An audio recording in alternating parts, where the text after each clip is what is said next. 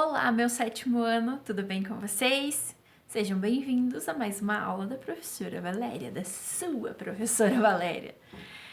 Gente, então, antes de começar, vamos lá, né? Pegar a apostila, pegar caderno, pegar lápis, pegar borracha e tudo mais, ok? Gente, nós vamos trabalhar hoje a unidade 4, reformas religiosas, certo? Então, eu achei melhor dividir esta unidade em 3 tópicos. Então, vocês terão 3 vídeos para assistir, certo? E ao final de cada vídeo, eu vou propor uma atividade para vocês fazerem, certo? Então, vamos lá. Pegaram a apostila? Pegaram o material todo? Vamos começar? Se não, corre lá, a gente dá um pause, corre lá e daí você volta, beleza? Gente, então olha aqui, ó.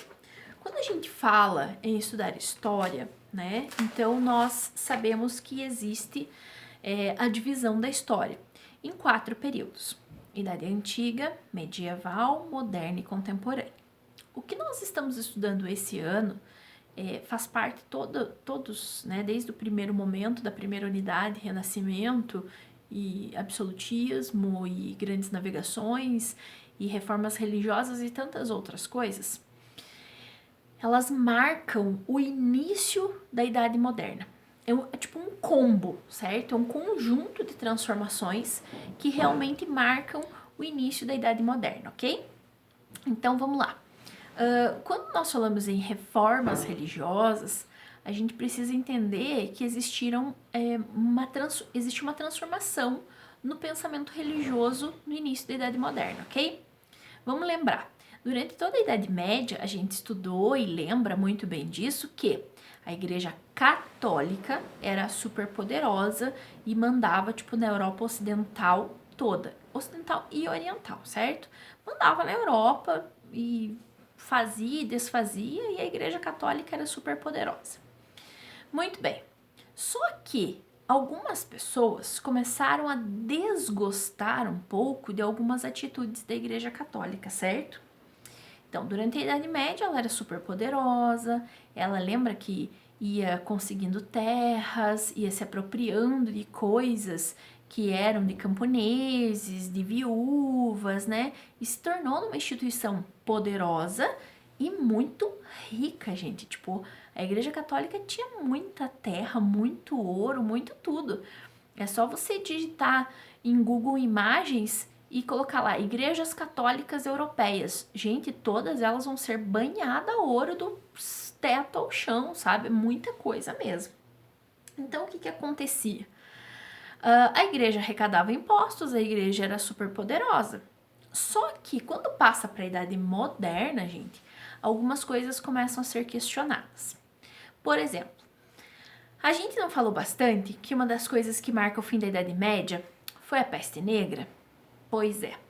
A Igreja Católica não era responsável por cuidar da população? Era. E ela resolveu a peste negra? Não, certo? Então isso já, tipo, poxa, caiu um pouco a credibilidade das pessoas. Sem contar que naquela época a Igreja Católica tinha umas atitudes, assim, as pessoas tinham umas atitudes meio duvidosas. Por exemplo, a Igreja Católica dizia que obter lucro, né, que eles chamavam de usura, tem lá na página 45, gente, era obter lucro, então praticar usura era pecado, certo? Então, os burgueses que trabalhavam com comércio já, tipo, eram pecadores perante a Igreja Católica.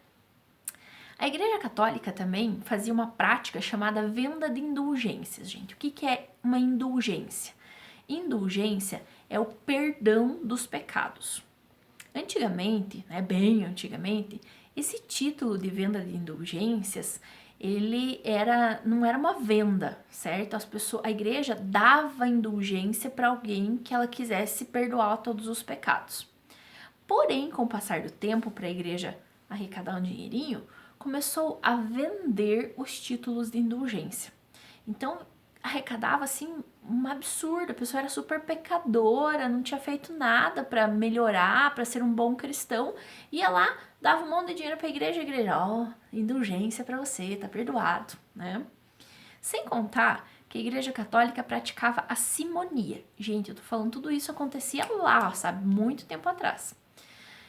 A simonia, não é Simone, tá, gente? Simonia. A simonia é vender objetos sagrados. Tipo, olha aqui uma aguinha com água do Rio Jordão onde Jesus foi batizado. Olha esse pedacinho de madeira aqui, é da cruz de Jesus. Coisas desse tipo. E arrecadavam dinheiro também, certo? Então, essas práticas, gente, elas não eram bem vistas pela população, certo? As pessoas não estavam, assim, contentes com isso. Sem contar que 3 grupos bem fortes não estavam felizes com a igreja, certo? O primeiro grupo, gente, eram os reis absolutistas, certo? Os reis absolutistas, eles estavam muito insatisfeitos com a igreja. Porque se a igreja tinha poder, os reis absolutistas tinham menos poder, certo? Então, qual que era a ideia? Anular o poder da igreja para que os reis ficassem bem poderosos, tá? O segundo grupo, então, que não estava feliz, era a burguesia. A burguesia não estava contente, porque o que ela fazia era obter lucro vendendo coisas. E aí a igreja dizia que isso era pecado e que eles iam sei lá para onde por estar cometendo isso. Então, eles não estavam contentes também. E próprios membros da igreja e população estavam descontentes também com a igreja católica pela questão de pregar uma coisa e fazer outra. A igreja dizia: sejam justos, sejam humildes, sigam os ensinamentos de Jesus, partilhem suas coisas. E aí, alguns membros da igreja eram super espertos e ruins, iam lá e pegavam dinheiro das pessoas, cobravam impostos, faziam coisas erradas. Então, entende? Prega uma coisa, faz outra. Por isso, a Igreja Católica, naquele momento, no início da Idade Moderna, no início ali do século XVI, 1500 e pouco aí, né, gente? Vai cair numa falta de credibilidade, certo? Vai perder um pouco de credibilidade, entendido? Então, ó, esse é o cenário que vai acontecer as reformas religiosas. Gente, espero que você tenha entendido porque a igreja, né, não estava sendo muito bem vista pelas pessoas. E, para terminar esse vídeo, eu gostaria que vocês fizessem os exercícios que tem lá na página 46, gente, que são os motivos que aqueles 3 grupos estão descontentes com a igreja, beleza? Beijinho e até daqui a pouco!